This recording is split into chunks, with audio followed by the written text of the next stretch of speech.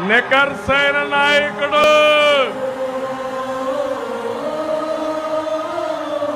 Party పెట్టినప్పటి నుంచి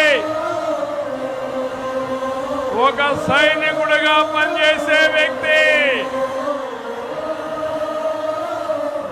అరుదైన నాయకత్వం, అనునిత్యం సైకో వేధించినా ఏం చేస్తావు పీక్కోమని చెప్పిన వ్యక్తి. అలాంటి వ్యక్తిని ఆదరించాలా లేదా? గట్టిగా తప్పట్టుకొని చెప్పండి. నా అనుభవం ఆయనతో 42 ఏళ్ళు. ఎక్కడ కూడా లాయల్టీలో ప్రాణం పోతా ఉన్నా వస్తనే లేదు, రాజీ పడను.